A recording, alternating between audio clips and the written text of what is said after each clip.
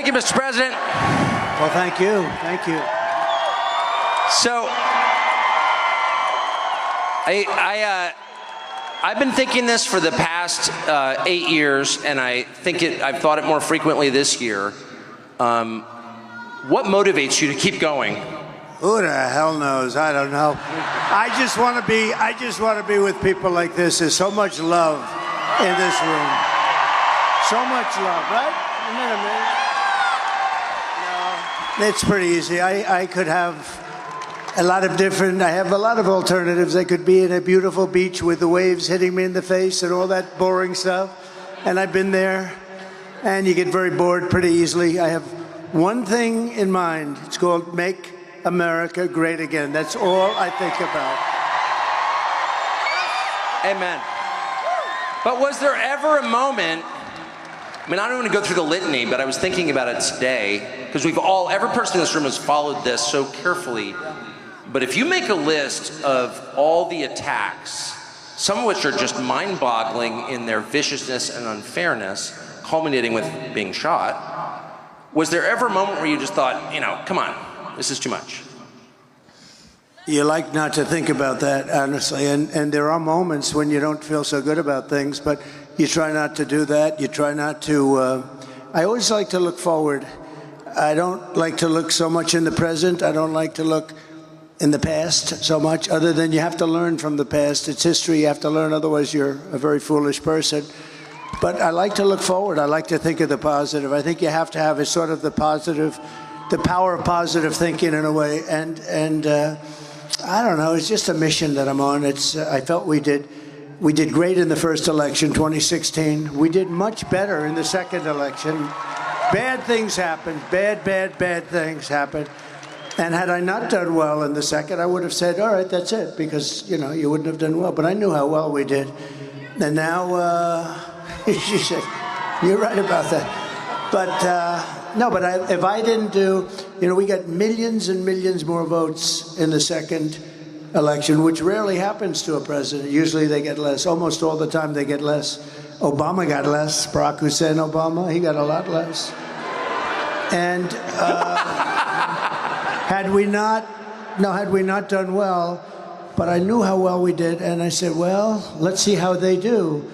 And I waited around for a year, and I looked at these people, and Biden was grossly incompetent. I saw that.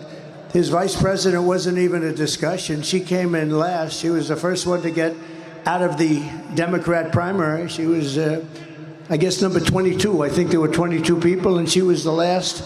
She was the last or first out, if you want to look at it that way. She never got to Iowa. But I was watching, and if they could do well, I would have been very happy. Actually, I would have been very satisfied. But they were grossly incompetent. And when I watched what they were doing and how they were destroying this country at the border, I mean, millions and millions of people. I'm sure we have some in here tonight with us, murderers and drug dealers, prisoners. They have prisons from all over the world are being emptied out into our country, all over the world, the Congo and Africa, not just South America, you know this. They're opening up their prisons and they're bringing them into our country. Anyway, so I watched other things too. Afghanistan, you take a look at Afghanistan, what happened with Afghanistan, how bad that was. I wanted to get out, we were getting out. We were going to keep Bagram, but we were getting out with dignity and strength. We were strong. And the way they got out, they took the soldiers out first. No, you take the soldiers out last. Anybody would know that. And you watched all of the things that happened. And I said, we're going to do this thing. We're going to do it again. And we're doing well. I mean, now we're going to know in 4 days. But we're doing very well. I think we're leading by a lot. And if we can keep that cheating down, because they're a bunch of cheats, if we can keep that cheating down, we're going to have a tremendous victory. I think it'll go down as one of the greatest victories of all time. So we're going to have an exciting time. We're going to have an exciting time. So you were in New Mexico the other day. New Mexico is considered a pretty blue state. Yeah. What were you doing there? Well, they're also a border state. They have people pouring in by the tens of thousands, and They're being decimated. They're being hurt very badly. They also have a pretty rotten economy for a lot of reasons, but what they really have is tremendous inflation. But beyond that, because I happen to think that the border is the single biggest issue. I think the border is a bigger issue than inflation. Inflation is destroying, and it's a country buster. You know, inflation, it's broken up many countries, including Germany from many years ago.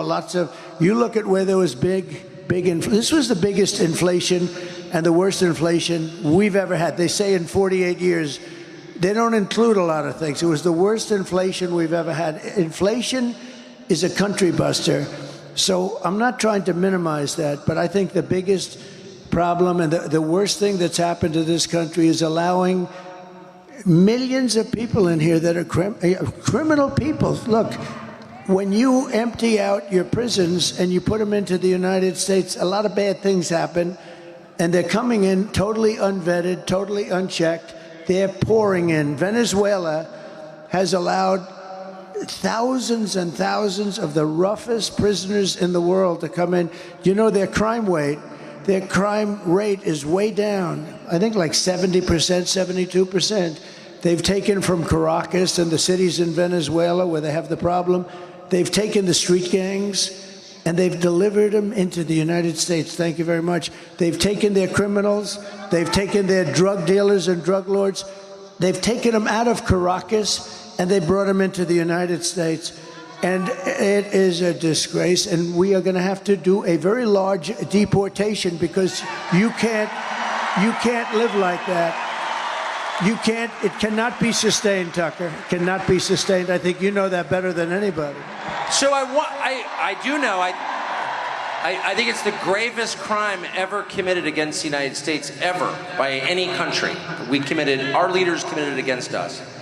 But it does raise the question of motive. It hasn't helped the labor market any. It hasn't helped Americans at all. You've heard a Democratic senator stood up and said the United States military should take these people. We should give them guns. New York City has given them guns in the police department. You wonder, what is going on here? So it's the hardest thing. You know, in business, and you like to go and where you started from, you sort of like to understand where the other side's coming from. So here you're looking at something. Why do they want men in women's sports? And, you know, I've been doing this now. I used to say, I was very proud to say I wasn't a politician, but I guess after a while you're sort of a politician. I think you qualify, yeah. And, you know, so, I hate to say it, but you like to know where the other side's coming from. And I'll say, why do they want to have men, and they're so emphatic about it, men playing in women's sports? You see what's happening in volleyball, what's happening in swimming, what's happening in weightlifting. How about weightlifting, where records that stood for 18 years, you know, are being broken by hundreds of pounds? The whole thing is crazy. Then you say, why do they want to have transition? I call them transition operations by the thousands. If you just say, well, I'm thinking about it, they throw you into an operating table. And you say, why do they want to have that? Who wants that? Who wants to have open borders? They're all the same thing. They don't make any sense. You know, we're the party of common sense, right? Because I think we're really the party of common sense. And there can only be a couple of reasons. Number one, they're stupid. Well, they're not stupid because you can't be stupid. No, but you can't be stupid and be that good at cheating on elections, okay? Because they're great at that. So they could be stupid.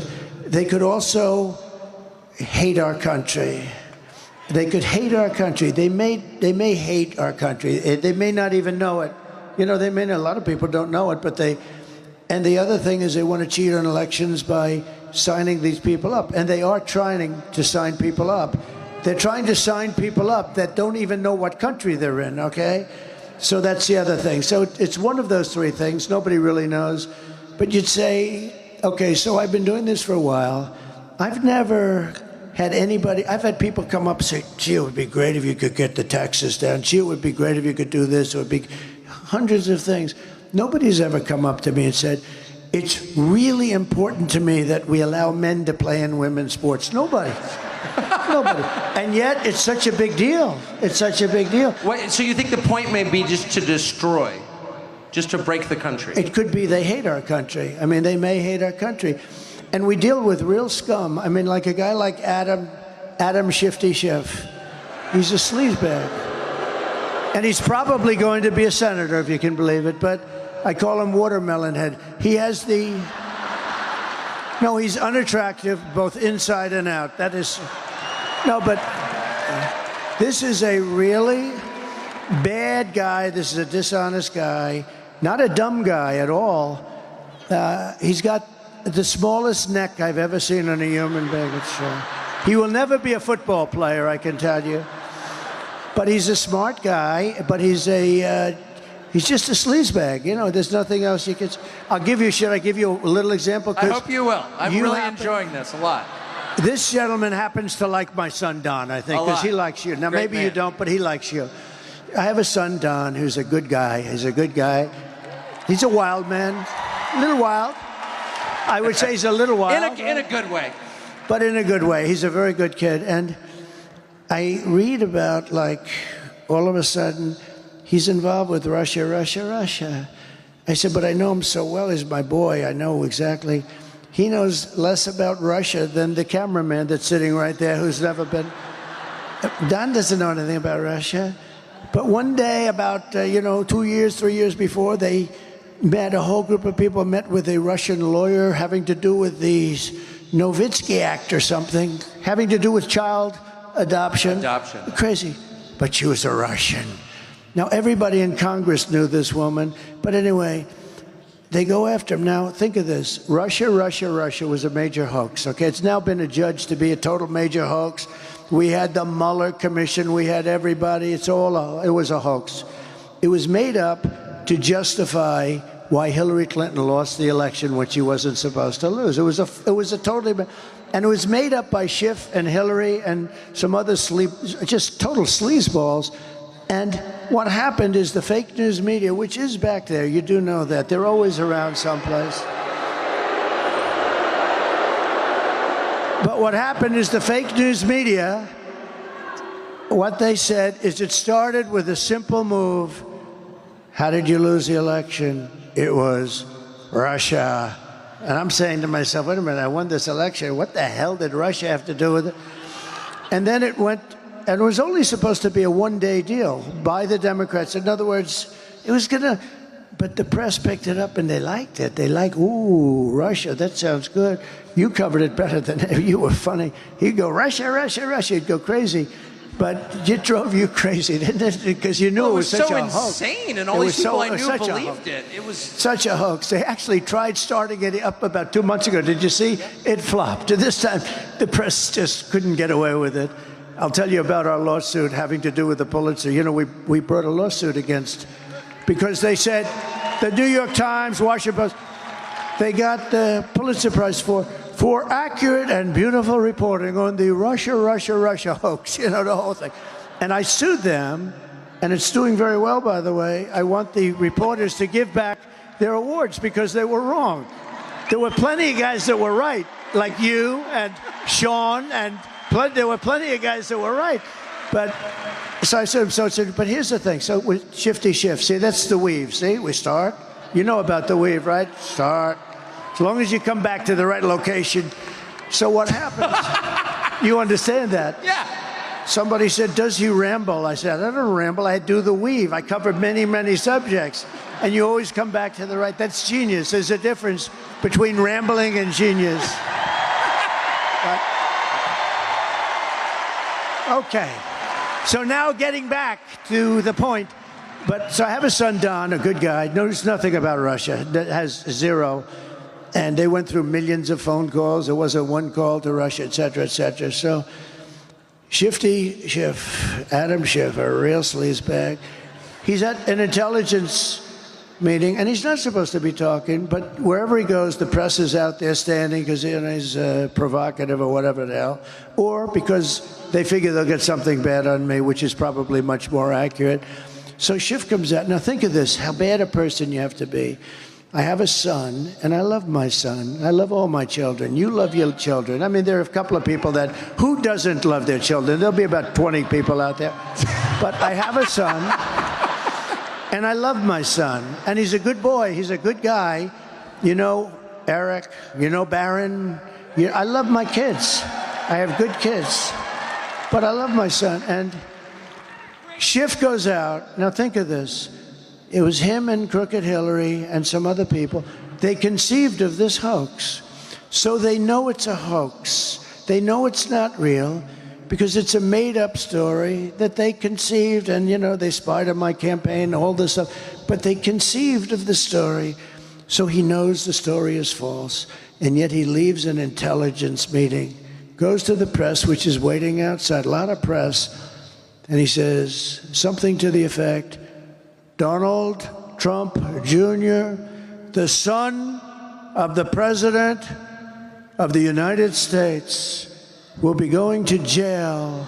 He will spend many years in prison for what he's done to our nation. And think of how bad you have to be. He just said that an innocent kid is going to go to prison on a story that's a becocked story. It's a made-up story. And he said, my son, the president's son, is going to spend many years in prison. I called my son. I said, hey, Don, how's everything? Are you okay with this? He said, Dad, I don't know what they're talking about. He meant it. He said, I don't know what they're talking about. I didn't want to get into it too much because I didn't want to make him nervous. And I said, well, you don't know anything about Russia, do you? He said, Dad, I don't know anything. I have nothing. I don't know what they're talking about.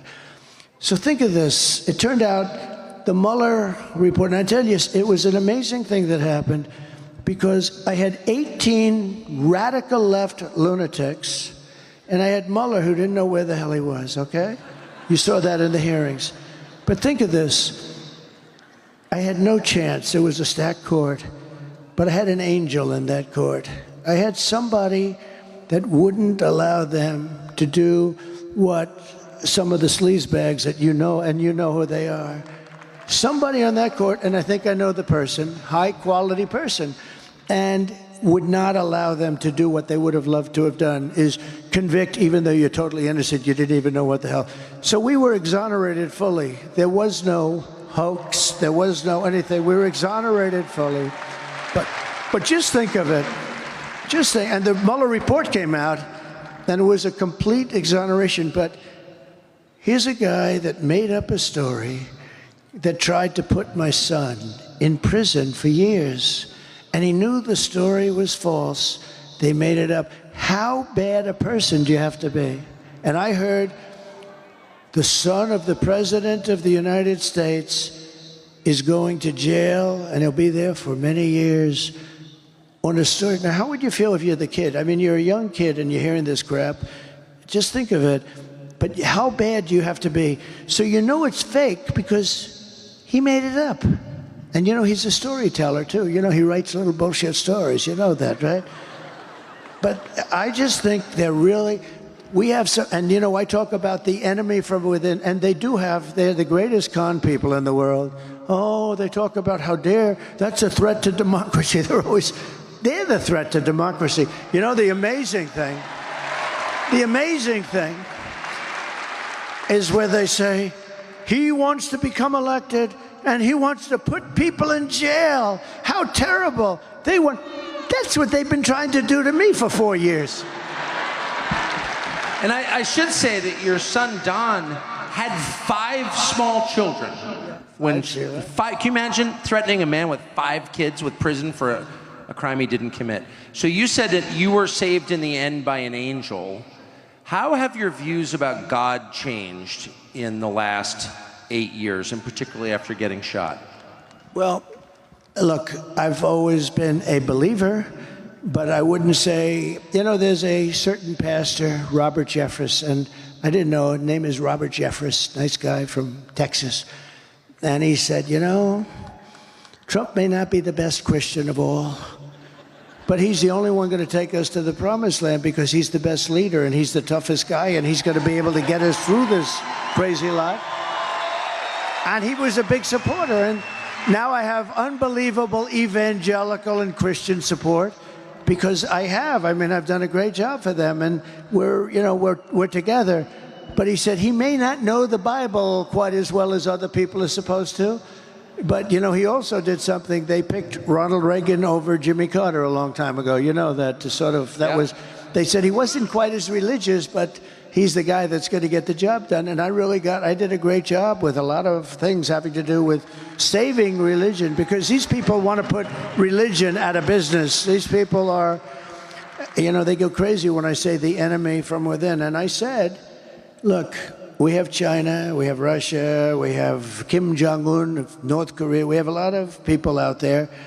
But if you have a smart president, I had a great relationship with President Xi until the China virus came in, and that was a bridge too far, but we'll have a very good relationship. And there's reasons for them to want to like us, there's big reasons, but if you have a smart president who wants that kind of smart, meaning with people, if you have a smart president, somebody that knows what's happening, you're going to be fine. But, you know, we do have an enemy from within. We have some very bad people. And those people are also very dangerous. They would like to take down our country. They'd like to have our country be a nice communist country or a fascist in any way they can. And we have to be careful of that. But they're the greatest con artists in the world, because as soon as I said an enemy from within, they said, oh, he's saying an enemy from within. These are sick puppies, I'm telling you. Well, I mean, I gotta say, just objectively, I noticed that the second you left and Biden came in, we didn't have any more Antifa riots, which makes me wonder if, like, how is Antifa not the militia of the Democratic Party? Yeah, but you did have a lot of riots, and you have a lot of people being hurt in a different way. You have a lot of people being hurt very, very badly. We stopped. You know, we had a period of time where they wanted to tear down statues. Yeah. And, you know, they thought the statue of Abraham Lincoln should be ripped down immediately, and a couple of others. And we stopped them. I signed an old bill that was old and dusty. It was like of 1910, the United Statues Act of like 1910. It said that if you tear down a statue or even get near it, if you don't want it, if up to the president, you go to jail for 10 years. And when they started getting a little bit frisky, I took that old dusty statue, hadn't been used in a long time. We took it out, and they were getting a little wild. You remember that period of time? And I said, I had a little news conference, and I said, anybody that touches a statue, they were going to rip down Andrew Johnson. They were going to rip down Andrew Jackson. And the rope was already on them. And I mean, I saw what was going on. And I signed that thing, and I had a news conference. I said, anybody that touches a statue, if you touch the statue, you're going to jail for 10 years with no parole, no early getting out.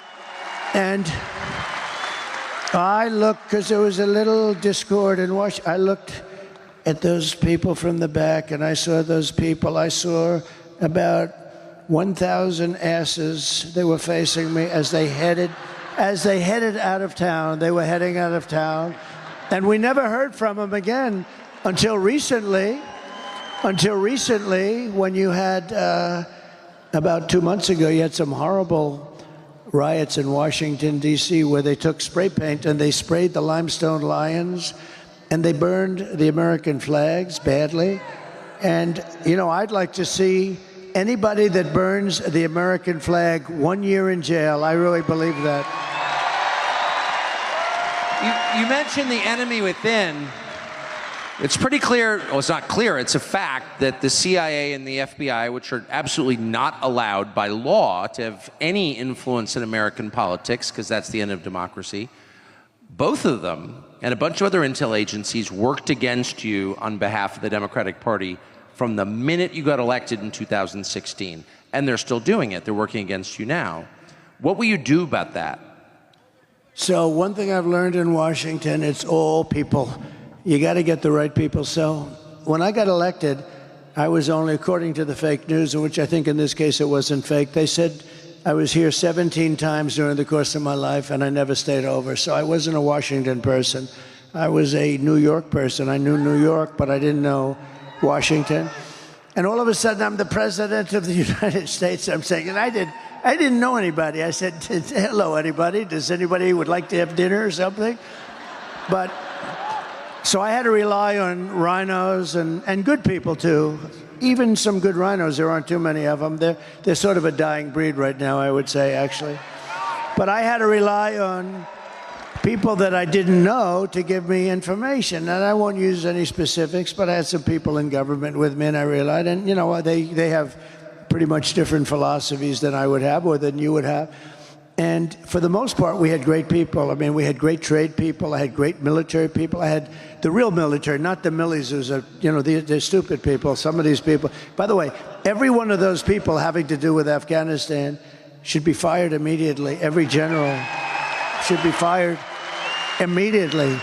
You know, Biden doesn't fire anybody. That's why he never has books written about. Well, two reasons. Number one, nobody cares about him.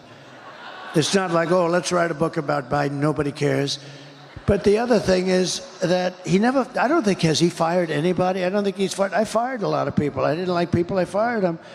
And then he immediately get called by the New York Times or somebody because they're very, I mean, they truly are the enemy of the people. They're the enemy of the people. Those people right there, not all of them, but about 91%, they're the enemy of the people. So they'll say, oh, he got fired, therefore he... And the interesting thing about firing people, you can fire them really nice, like I've taken months nice and easy, have lunch, let's think about it, In the end, they get fired, and then they wake up the next morning, that son of a bitch fired me, right? Or you can do like I did on The Apprentice, you're fired, get the hell out of here. Doesn't matter. When you fire somebody, you fire somebody. I've learned after years, you might as well just fire them. Then I do another thing. I say, and I wouldn't do that again, because I'm a nice person. I don't want to hurt somebody. I say, give me a letter. You know what that means? Give me a letter. I said, look, it's not working out. You're not the guy for me. Give me a letter of resignations. I say, give me a letter. Everyone knows what that means. So a guy will write a letter, dear. And then he'll say he quit.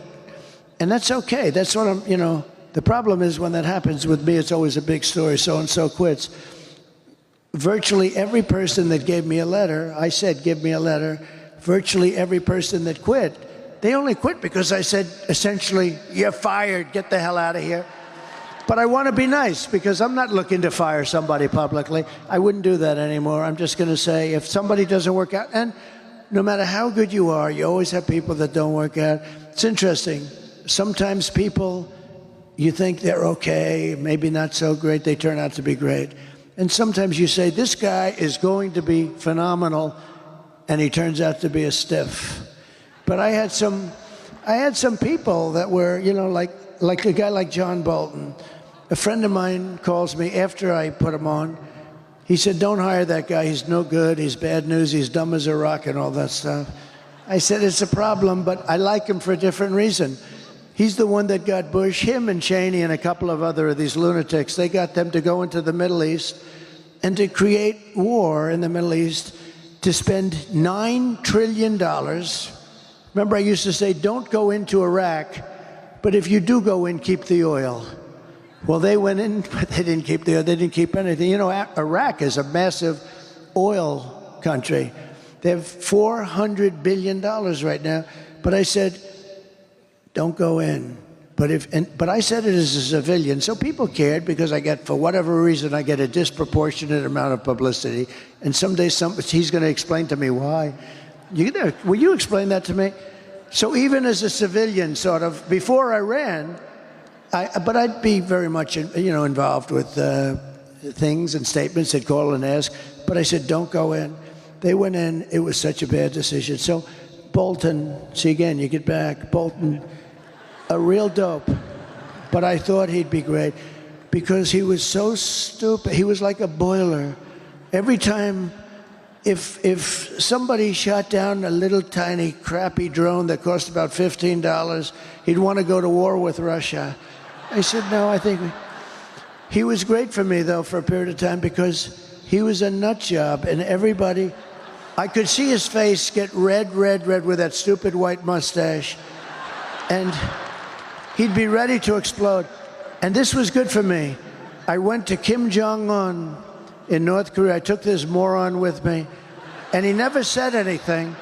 But when Kim Jong-un saw him, he said, oh, shit, I think the guy wants to go to war. So he was great for me to negotiate with. The same thing with Russia. You know, when Putin saw him, I'd be very nice. I'd say, "Hi, Vladimir, how you doing?" And then Putin's, 2 rows back, and I'd see that moron, and I'd say, "Holy shit, this guy wants to go to war with me." And I got a lot of what I wanted. You know, we killed, as you know, the Nord Stream 2. I killed Nord Stream 2. That's the other thing that's great. Their PR sense, their political sense, very interesting. They love to say that I was a friend of Russia, I worked for Russia, I was a Russian spy. These people are sick.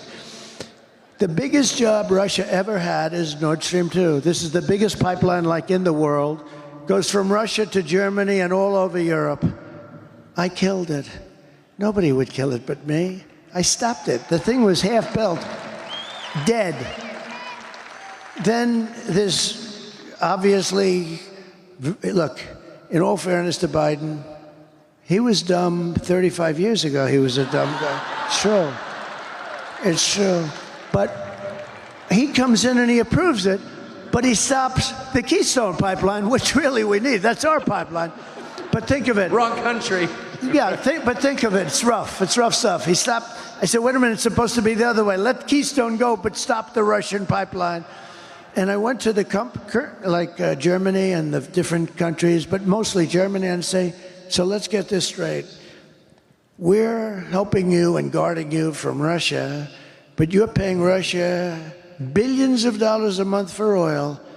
How's that working? That's not working, dude. I mean, the whole concept. Anyway, I stopped it. And then I keep reading stories that, oh, I was a puppet for Russia. Putin actually said to me, if you're a puppet now, I'd hate to see if you were angry, because this was the biggest economic job. This was the most important thing that they probably had ever done, and I stopped it.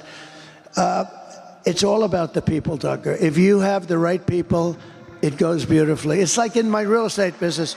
If I have a good building here and I have a good superintendent of the building, and that guy's doing a great job, and I've done it over the years with my father, would have a building and another building, and you'd have a great super here and a lousy super there. The one here, the building, everything was perfect. Over here, everything was crappy that we had there. So now I say, let's take this super, move them over here. It worked beautifully for there, but not for there, because now all of a sudden that one doesn't. It's all about the people. You gotta put the people in. And if I have any complaint about myself, and I don't really blame myself, because in all fairness, I became president of the United States, and I never did this stuff before, It's pretty good. I never did it before. I was driving down Pennsylvania Avenue with Melania, the new first lady, who's great. People love her. She's got the #1 selling book. Tucker, she's got the number. Melania right now has the #1 selling. Go out and buy it. It's a great book. It really is. But think. So I had never done it before, and I do it. We had 18 people, including me. We had debates, and all of a sudden, we had 17, 16, 15, and they started disappearing. And a lot of people thought I was doing it just for fun. You did. I think Tucker did, too. He thought I was having a good time. I was having a good time. But all of a sudden, did you notice they started to disappear? Then you have 10 people, and then, you had low-energy people. You had a lot of interesting people. And then I came up with nicknames for everybody, and for the most part, they were extremely destructive, right? We had some beauties. We had some, like Pocahontas because I don't use my Republican names anymore, because I'm friendly with all those guys. We retired those names. But all of a sudden, they start. And then we get down to 10, so now 8 are gone. And we're down to 10. Remember, we needed 2 stages because there were so many. I said, we have the children's stage, and then we have the grown-up stage. And it was all based on the numbers, the ratings, the numbers, your popularity, how you're doing. So then we're 10, then we're 8, then we're 5, then we're 4, 3, 2, 1, right? And all of a sudden, I'm the nominee, and everyone thought I didn't want to be up, but I did want to be. Don't let them tell you that. They said, he didn't, all these geniuses, they said, he didn't really want to win. He's extremely upset that he would, no. If you're going to play, win, and some people were surprised. But you heard that I didn't want to win, and I was miserable that I won. No, that's a false story. That's their own misinformation, a term I use a lot, and now they use it all over. I always say misinformation, disinformation, and now everybody says that, so I don't use it anymore. But what happens is I end up being the nominee, and then I watch the other side, Bernie Sanders and Crooked Hillary go at it, and it's Crooked Hillary. And all of a sudden, I'm fighting against Crooked Hillary Clinton, who's a smart woman, much smarter than Kamala, but doesn't lie as much. Hillary was a liar, a horrible scoundrel, but this one lies so much. And she's a low IQ individual. She doesn't even know she's lying, I'm telling you. This is not what you want for your president. That has nothing to do with me. This is not what you want. She's a very low IQ individual. She's dumb as a rock, and you can't have that. You can't have that. We love our country too much. You can't have it. We just went through 4 years of it. You can't have any more. A country can only take so much. And then I won. And so the point is that I never did it before, right? I'm president of the United States, and I was never even a politician before. And I picked some great people, Lighthizer and Trade, and we had a lot of great people. But what's interesting is it's all about the people. You got to have the right people. When you ran in 2016, the leaders and heroes of the Republican Party were the Bush and Cheney families. And is it weird for you to see Liz Cheney, that'd be Dick Cheney's repulsive little daughter, running against you with Kamala Harris? Well, I think it hurts Kamala a lot, actually. Look, she's a deranged person. The reason she doesn't like me is that she wanted to stay in Iraq. She wanted to stay. She wants to, you know, tough person. You know, people get killed all over. She's real tough, right? They're not the tough people. Don't forget, I went against her, and in her state, which is a great, beautiful state, she lost for Congress with the highest number in history.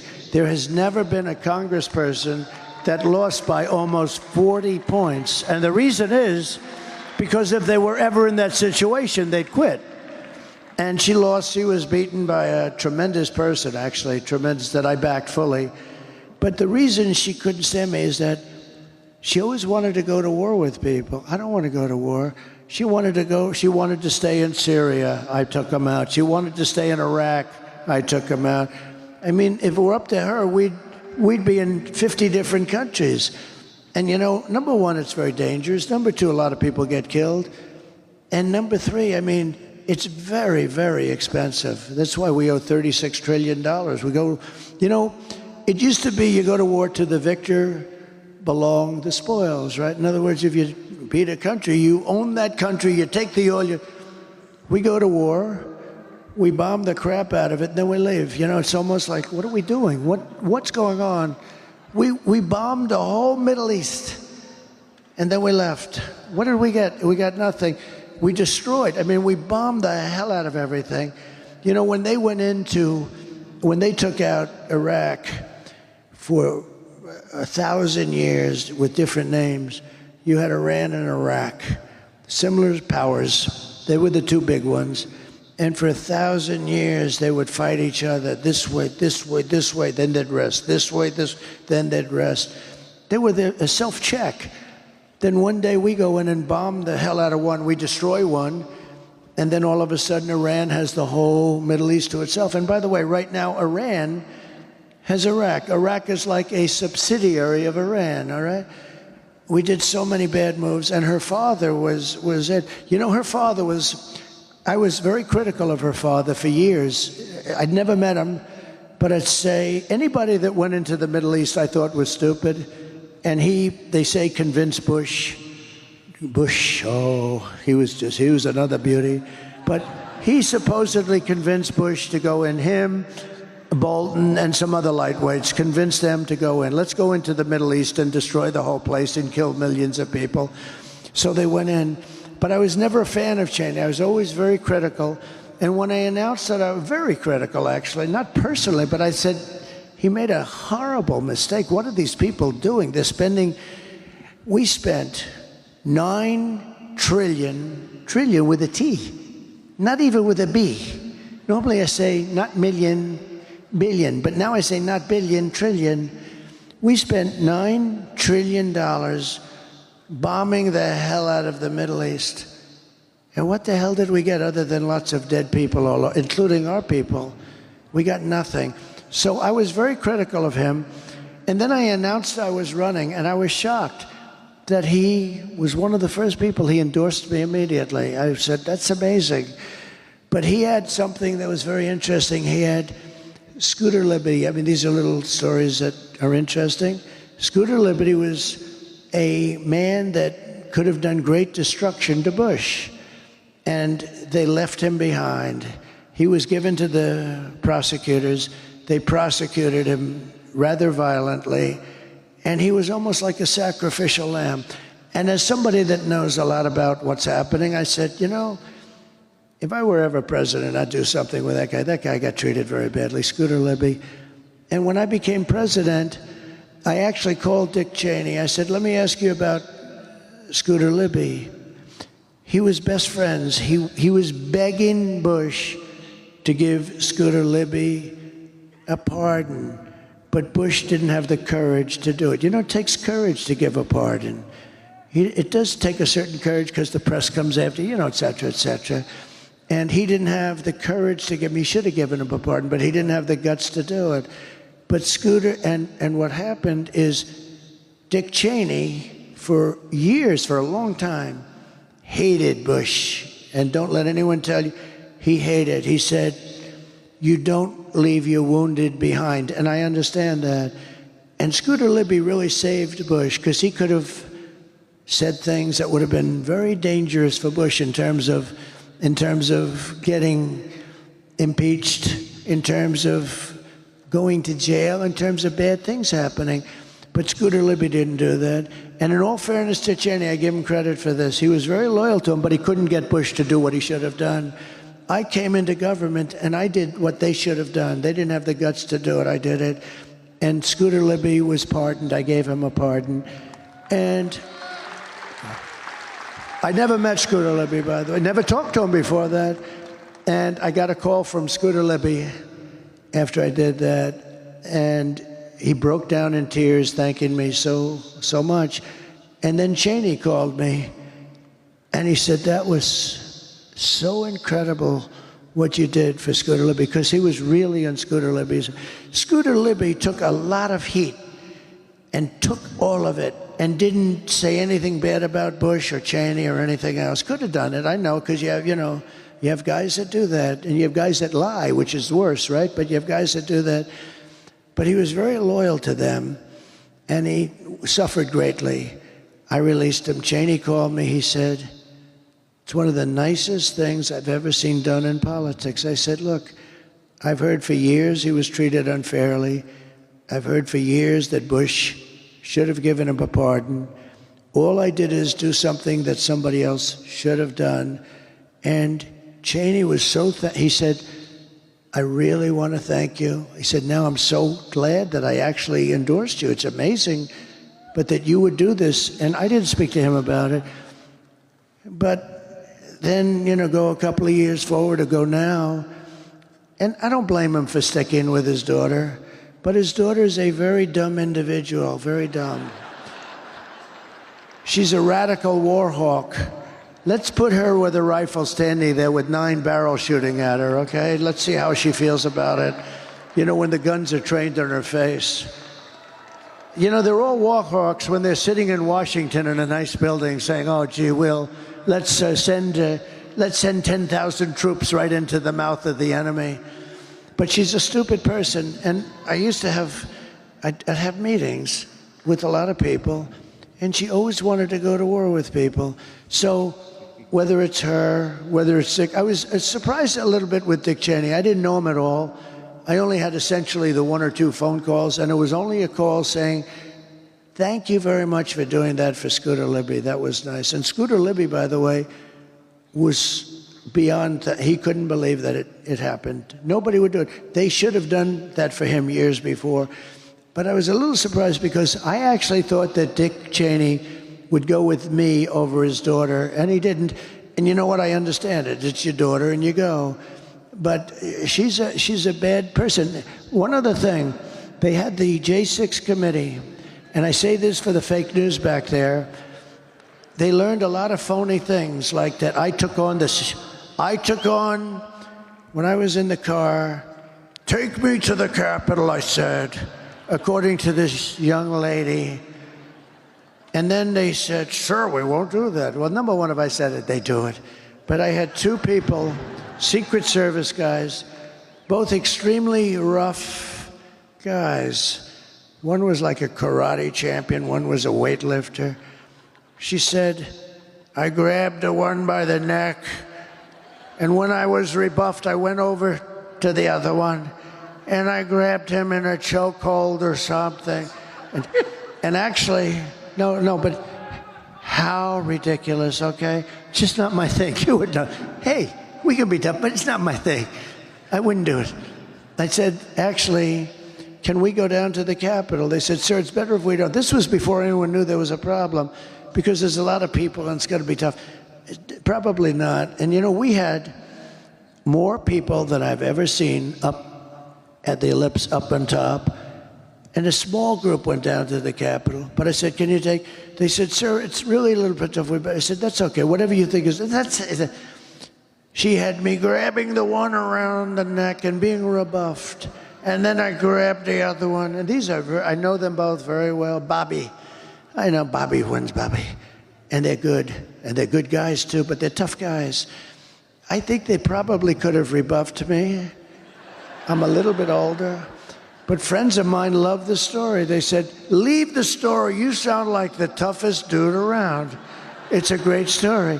But it was totally made up. It was all made up. But here's the end result. The J6 committee, they call it the J6 Select Committee, like select. They're not select, they're scum.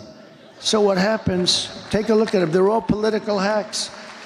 But here's the thing that bothers me. They found out all this stuff was untrue. They found out her story was untrue. The two guys in the car testified. It's ridiculous, they said. It is ridiculous. Can you imagine? They also, I think, said it was the Beast, and it wasn't. It was one of the other ones. But you can't even get your hands through. But to think that I would be taking on two nice young guys simultaneously. All right, Sam, I'm ripping one and ripping the other. They're crazy. And then I went back to the White House, which I love, and I started throwing hamburgers all over the place. Okay. Finish the story is this. What happened is terrible. They went a year and a half, and Kevin McCarthy, who's a very nice man, he made a mistake because we wanted Jim Banks and Jim Jordan on the committee, and so there'd be like 8 to 7 or something. And called me on this. He said they didn't want Jim Jordan. He's a fighter. They didn't want Jim Banks. He's a fighter. And so Kevin said, we don't want anybody on the committee. We think this committee's a sham. And I understood that was good for a day, but for the 2.5 years, we had nobody to fight for us. In other words, we had a committee. You know who was representing us on the committee? Crying Adam Kinzinger and Liz, the moron Cheney. That was who was on the committee. So these were the two Republicans. Kinzinger, who was a total whack job, and Cheney, who was worse than him. This was so they talk about it was a bipartisan, they call it a bipartisan commission. And I think I'd never liked the idea of not, because even if you didn't have Jim Jordan, who's very good, and Jim Banks, we have a lot of great people that would have been good, and they would have, they would have mixed it up. End result, like they finished their report, they burned and destroyed and deleted everything. Everything. And nobody, and you know why? Because they found out that Nancy Pelosi, it was her fault. She didn't put the security. I offered 10,000 National Guard or military. They found out it was Nancy Pelosi. They found out that the stories about me attacking two very tough guys that are slightly younger than me, just a few years. that wasn't true. They found out that much of it wasn't true, and they were very embarrassed. So the Unselect Committee, I call it the Unselect Committee, which I always thought was a great name because it was a select, I call it the Unselect Committee of Political Thugs. What happened is, think of it, end of the story, they deleted and destroyed all evidence, all documents. There's nothing. And the reason they did it is because they were guilty as hell. It's the greatest cover-up. And the fake news back there will not cover it. They've never even, I think, done a story. In other words, when you go into court, we want that information. There is no information. It's been destroyed. Everything's been destroyed. We have a very crooked government. Remember that. And we're going to straighten it out, and we're going to make it an honest government. So I have to ask you about the pardons. I keep hearing you're considering pardoning Hunter Biden. Is that true? And if so, why? No, I mean, I've never... look, I don't like the idea of what's happening. I don't like it at all. They've weaponized government, but they've weaponized it against me like nobody's ever been weaponized. The big case was the documents case. We won the case in Florida. We're winning other cases, too. But I've had to devote money and time to this. Instead of running against these stupid people, I had to devote a lot of money and a lot of time, which is what they want. I had Fani, F-A-N-I. To me, it's Fanny, but she said Fani. I think she changed it once she became the DA. She wanted to put a little French accent on Fani. And her lover boy, Wade, who was hired for like $1 million because of his expertise in whatever the hell law, RICO. But he never did a RICO case. And then they would take sailing trips like 6 times during the year, 6 times. Who the hell goes away or to sail for 6 times? Nobody. And he got paid a lot of money. He took that money, they took trips. You know, there's a whole thing, but that's just one. They totally controlled it. They control the Manhattan DA's office. They had their man in the Manhattan DA's office. He was there. They put a man in the Manhattan. They put a man into the Letitia James office. They had a guy running the whole thing. It's all run out of Washington. They went after, in the Attorney General's office, they had people. But think of it. They went after their political opponent. That's never happened to any great extent. Maybe a little bit someplace. I don't know. Nobody knows of it. But it's never happened to any great extent in this country. It happens in banana republics a lot, and it happens in third world countries, but it's never happened. They went after their political opponent. So it's hard to believe that I'm winning, it seems, by a lot. If they don't cheat too much, you know, we found a lot of things over the last 3 days. You've seen that. We found a lot of votes, and in a certain county, in York County, Lancaster County, you know, we found a lot of bad votes. There were 2,600 votes that happened to be written by the same pen, same hand, same signature, same everything. Maybe there's an explanation for that. 2,600 votes. But we found a lot of stuff, but we're seeing to work it out. But think of it. It's hard to believe that I'm winning the election by a lot. Now, we got to keep the cheating down. We got to keep their cheating. I love you too, darling. Thank you. We got to keep their cheating down. But think of this. With all I've been through, with these animals coming and what they've done to this country, how they've hurt this country between the borders and between the weaponization. And think of it. I'm leading by a lot. I'm leading in every single swing state with all of the stuff they've done, where I've spent millions of dollars. I've spent millions of dollars on legal fees. Half of my time is taken up by this. They can campaign. Half of my time is taken up. And they're the dishonest ones. They flip it. They're the dishonest ones. But it's hard to believe. I said to somebody last night, can you believe the numbers came out last night? I'm really leading by quite a bit. Now, a lot of things can happen. Who knows? It flips, maybe. I don't know, but I'm leading by a lot. I said, can you believe I'm leading by a lot, and what they've done to me, that I'm leading at all, that I'm even living, is almost hard to believe. These are bad people. So you've expanded and changed the Republican Party, and one of the amazing things that I have learned is that Republican voters really care about issues I didn't realize they cared about, like clean air, clean soil, clean food.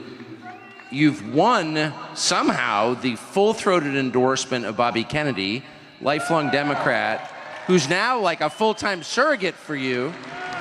He's a very, very good man, too, by the way. So what's that going to look like after you get elected? Well, you know, I feel interesting about this kind of stuff. I like to, number one, get elected. I hate to talk to stuff. A lot of people, they set up, I know that even when I ran, Hillary had an office set up where they were interviewing all the, I don't want to do that. I want to get elected first, and then we'll cram a little bit. But, you know, I don't like doing it. No, I remember she set up this big office. They're interviewing people for jobs. And actually, you're supposed to do it. But I want to win. I want to win in 5 days from now. It's almost 4 days from now, right? In 5 days from now, when we have a victory, we're going to have the best people. Here's the one difference, one big difference between now and 2016. I know Washington and the people through testing, real testing, better than probably any human being that's ever hired people. So I went from not knowing anybody and having to rely on, in all fairness, Mike Pence and many other people. I had Mike Pence, and I had others, and they would recommend people. Sloppy Chris Christie recommended some people.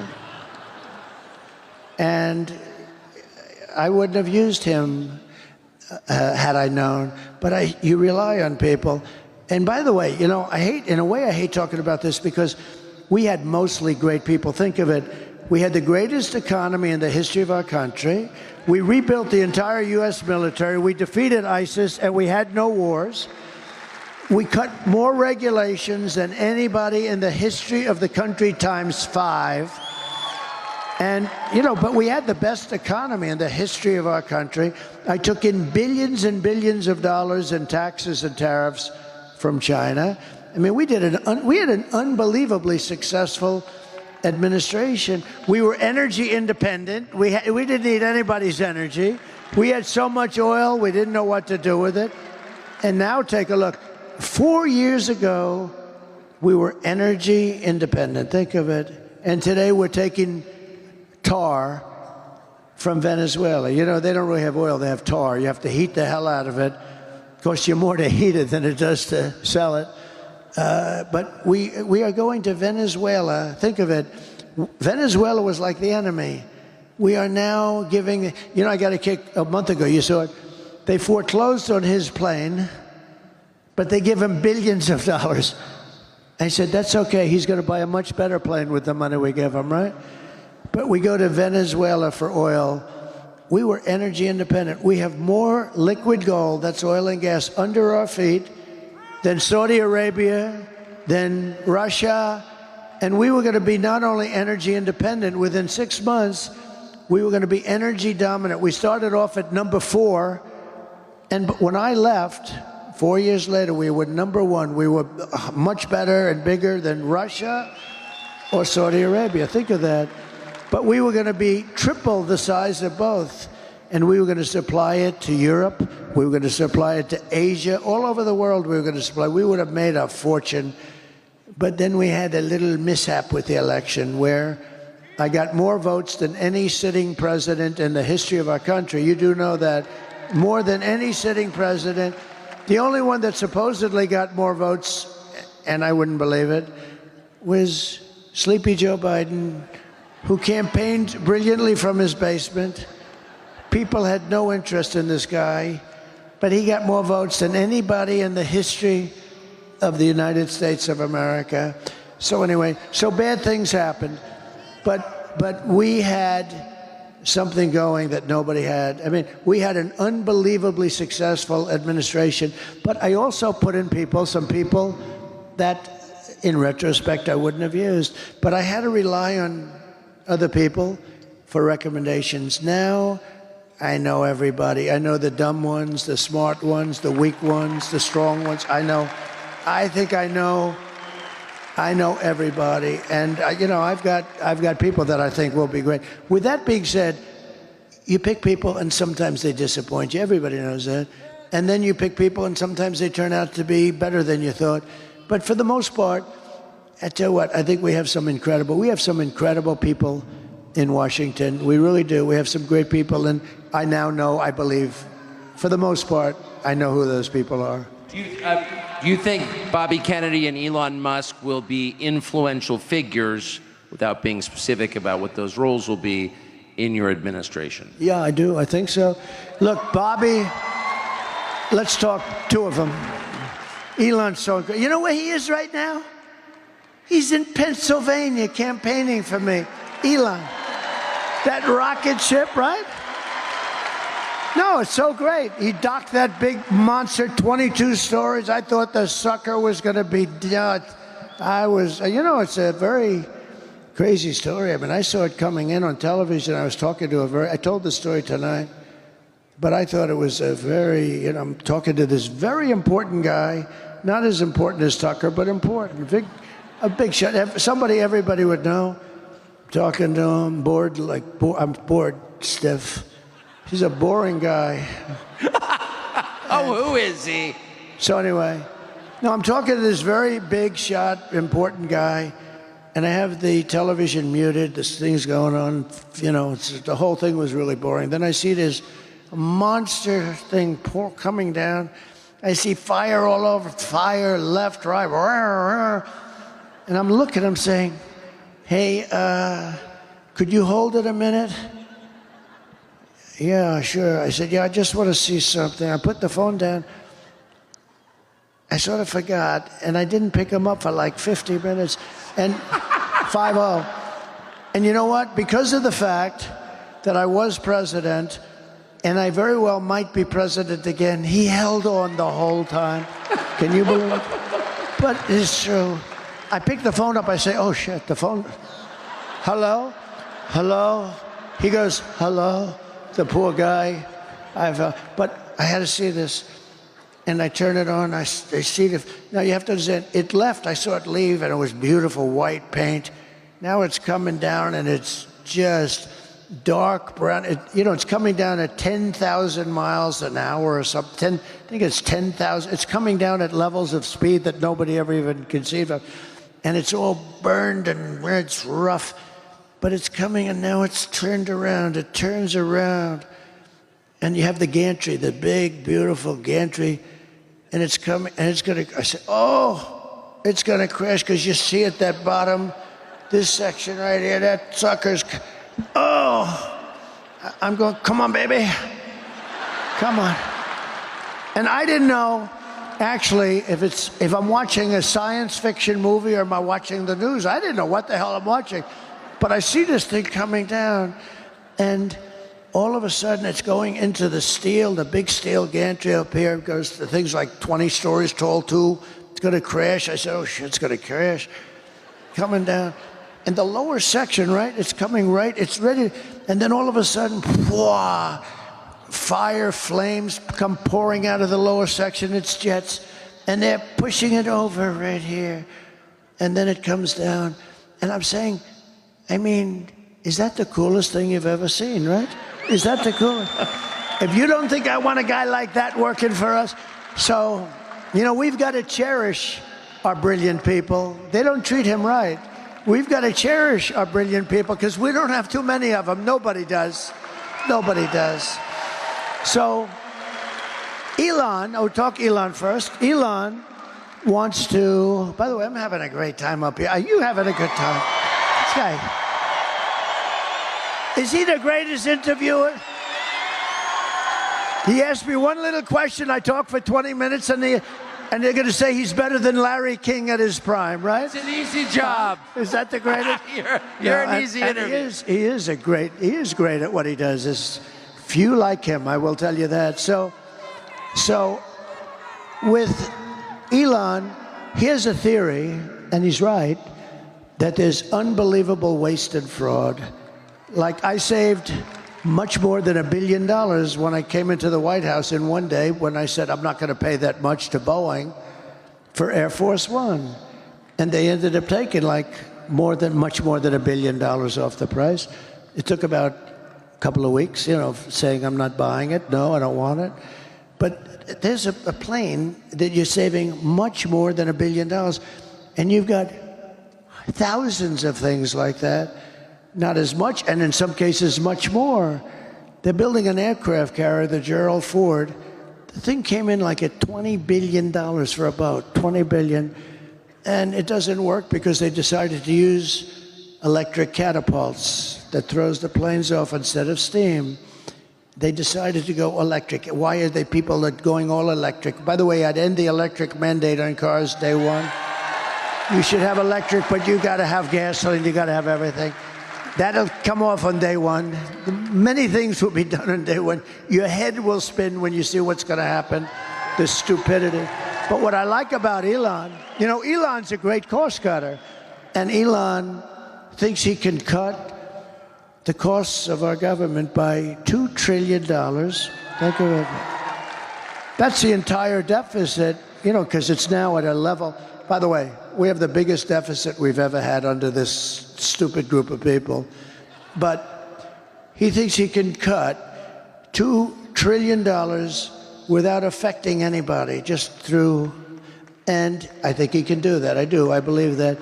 And that's really what he wants to do. He doesn't want to work. He doesn't want to become a secretary of something. I'd love to have him, to be honest with you. But he doesn't want to. He's doing a couple of other things, like rocket ships. He sends, Tucker, he sends 92% of the rockets that go up are his rockets. Think of that. Russia, China, and us, 92% are him. And he's the only one. I asked him, I said, are you the only one that can do that? He's the only one that can land it like that. And he said it'll be years before they can do it. He's a great guy. He wants to cut costs. That's what he wants to do.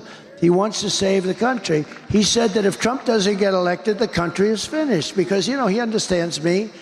And I understand. I got to know him a little bit in the White House, but much more so over the last few months. He endorsed me. He gave me an endorsement that was so beautiful. He said, if Trump doesn't win, I think this country is finished. He's worried about the country. He's worried about it. He thinks he can save $2 trillion, in which case we don't have a deficit. The whole thing would be $2 trillion a year, by the way, a year. And I will definitely, now, Bobby is great. The only thing I'm a little bit worried about with Bobby, so I want him to work on health, and I think there's nobody like him. I think he's right with so much of the things he's talking about, because, we're not a healthy country. If you look at some of the countries in Europe, they're much more healthy than us. We're a rich country. We got to get rid of a little debt, but that's okay. I've typically been very good at that. I've been very proficient at that. I've had it both ways. I've had a lot of debt, and I've had very little debt. And as you get older, having very little debt is much better, believe me. But you know what? He really wants to, with the pesticides and all the different things. I said he can do it. He can do anything he wants. He wants to look at the vaccines. He wants everything. I think it's great. I think it's great. The only thing I say to Bobby is, leave the liquid gold under our feet alone. We want to have a little gasoline. Because you know what I'm going to do? We're going to unleash much of that. And we're going to, Germany tried to go all green and they almost destroyed their country. And that was the end of Angela, by the way. That was it for Angela. They went all green. They had windmills all over the place. And the wind stopped blowing for a couple of weeks. And that was almost the end of Germany, actually. But the only thing, and I say it jokingly, but I say, Bobby, I love you looking at health. I want you to take care of the women of this country, the men of this country, and the children of this country. You don't have to worry about anybody else. But the one thing you got to do for me, Bobby, is leave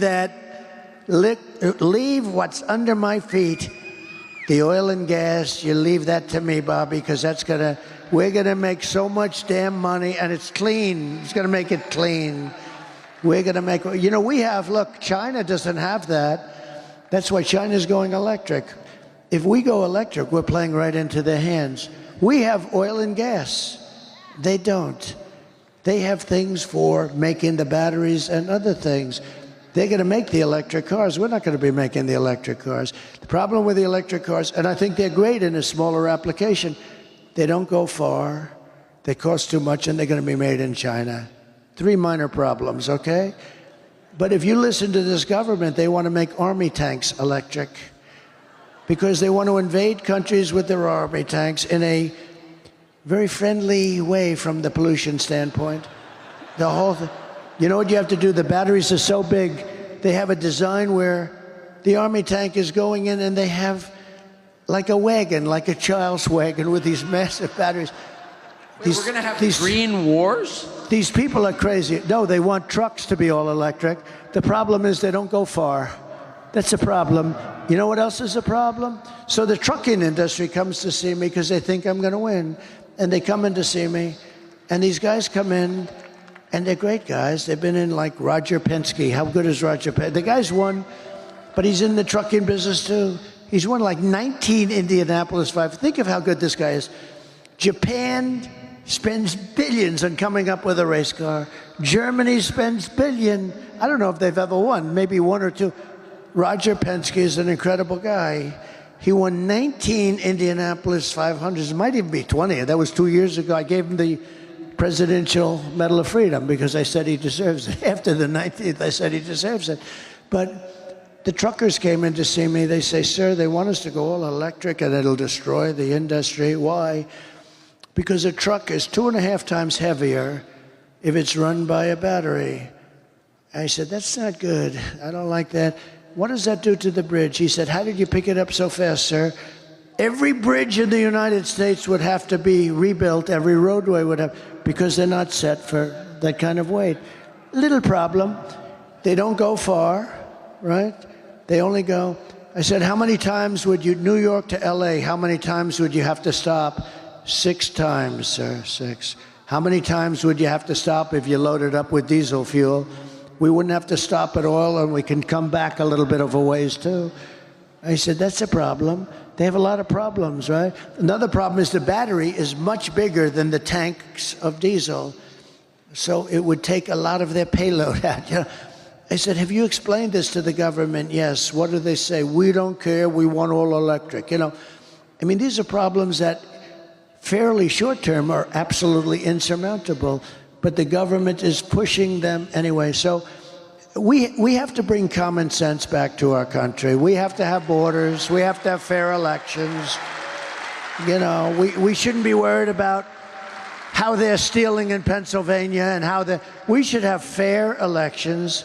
We should have one-day elections, all paper ballots, voter ID, and we're finished. So I know you've been up, your schedule is, and this is not a talking point, your schedule is beyond belief, and I know you've been working since 6 a.m. this morning. I don't even know what time it is or what time zone we're in. So this is my last question to you. But after almost 10 years of doing this, going around the country speaking to huge audiences, almost a decade, you're 4 days from, that's it. How do you, are you sad about that? How do you feel? So, you know, we have these rallies, and it's nice to have a president that doesn't need a teleprompter. Isn't it really nice? And because you can't have successful rallies if you're reading, oh, they were, wah.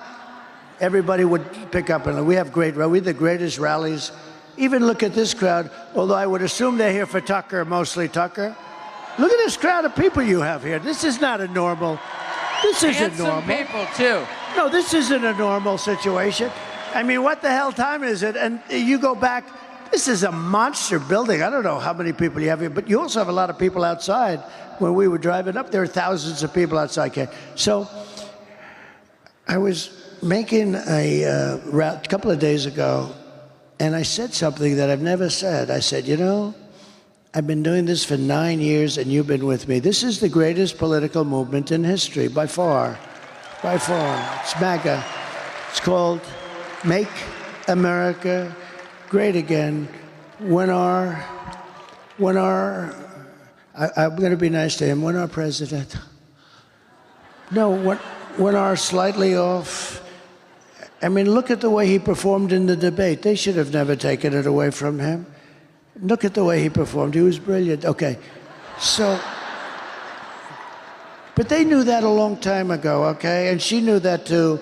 And our country's in danger. We're dealing with Kim Jong-un. We're dealing with we're dealing, by the way, with unbelievably smart, talented, vicious people that are at the top of their game. And we're dealing with people that, number one, aren't smart. They never were. They never were. She wasn't. She was a bad student. She couldn't pass her damn law exam, okay? She wasn't smart, and he was definitely not smart. And we're dealing with other people that are at the absolute top of the poll, and we can't do that. That's a great danger, and people should have let us know. But I was talking, and I said, we've been doing this together for 9 years. You know, we love these people. The people are so great. They were sitting, it was like a sea of red, the red hat. And I said, we've been doing this together for 9 years because, you know, a year before I started, in terms of before we won, almost a year anyway. And I said, you know what? It's sad in a way because there's never been rallies like this. When that sleazebag said during the debate, she said, oh, your rallies aren't well attended and people leave. They don't leave, and they're really well attended. We can't get places big enough. And then I said, no, you know, the rallies are the biggest in history. We never have it, just like this is a part of a rally. We never had an empty seat, and nobody leaves early. And you know what? If I saw people leaving, you know what I'd do? Ladies and gentlemen, we're gonna make America great again. Goodbye, everybody, and everybody would be happy. Nobody would leave. But we don't have to do that.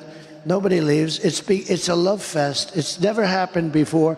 This has never happened before. He's a big fan of Ronald Reagan, so am I. But if Ronald Reagan, let's say, went to New Mexico like I did today, we probably had 25,000 people standing in an airport early in the morning today. But we have massive crowds. Look, we had 107,000 people in New Jersey. We had 101,000 people in Butler just a few weeks ago, right? We had 114,000 people in California a month ago, right? 114,000. The owner said, the person that has the land, a nice guy, he said, you get bigger crowds than these guys that play guitars. And I don't have a guitar. So this has been a love fest. But I said, and I meant it too, I said, you know, we've done this for 9 years, and it's sad. I never thought of it, actually. It'll never happen. It'll never happen again. It's never going to happen again. In 4 years, somebody's going to be running. Could be JD. It could be this one. By the way, he's doing a good job. The best. He's doing a good job, but it could be JD, and he'll have competition no matter what. But when you have a rally, they're going to have 250 or 300 people. If Ronald Reagan came back from the dead at the height of Ronald Reagan, if he went to California to have a rally, he'd have 250, 300 people in a ballroom someplace. We have 50, 60, 70, 80, 100,000 people. And in all fairness, we're late. I don't know. I have no idea. I've been doing this all day. I have no idea what time it is. But I know it's not exactly prime time for doing this stuff. And you look up into the rafters of this massive building, and there's no empty seat. There's no anything. It's by the way, and for whatever reason, I can't explain the reason, but it'll never happen again. And there'll be somebody running, and he'll be the hot one next year, and he'll come here, and he'll go there, and he'll have 200, 300 people. That's what it's going to be. My consultants was telling me that. He said, we've consulted for 25 years, If we'd have 300 people, we were thrilled. If we'd have 200 people, we were thrilled. And you have like 30, 40, 50, 60. In South Carolina, we had 88,000 people. In Alabama, we had 68,000 people. It's an amazing phenomenon. And I'm not giving myself, it's just, I'm giving you the credit. You're tired of being the stupid country. We've become a stupid country. We were run by stupid people, and you're tired of it. So I said to myself the other day, Tucker, it's sad. And I was telling the people, because it'll never happen again. This is never going to happen again. I don't care. I just don't believe it. It's never happened in any country.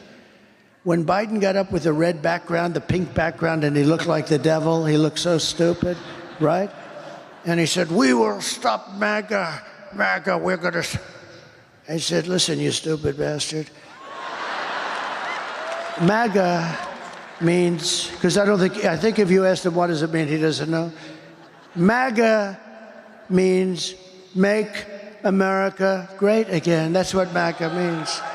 So, for the first time, I never said it to anybody. I never really thought about it that much. But all of a sudden, it was down to like maybe 10 or 8 or 9 days, a few days ago, right?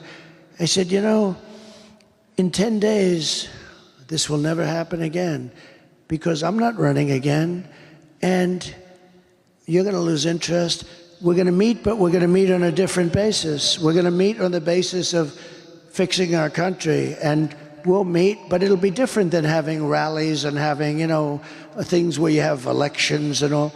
It's never going to be what we've done together. We got to win, first of all, but we are leading. Just keep the cheating down. The only thing can stop us is the cheating. It's the only thing that can stop us.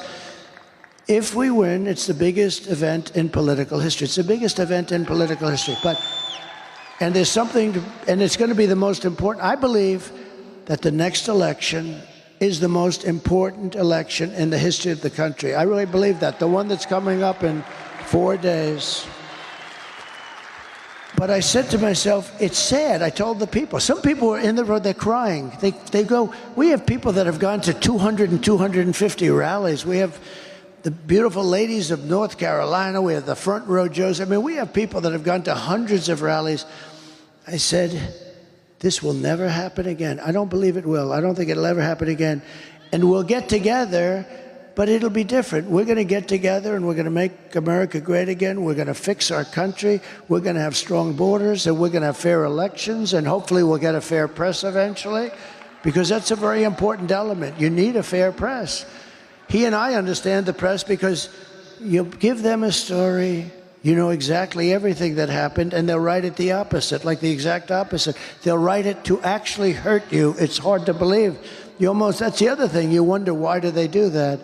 It's so bad. And they've lost such credibility. You know, when I first came to politics, the news, the press, had a 92% approval rating. Yesterday, it hit 14%. And I'm actually very proud of that, because I've exposed them for being a total fraud. They're a fraud. But hopefully they won't be a fraud for long.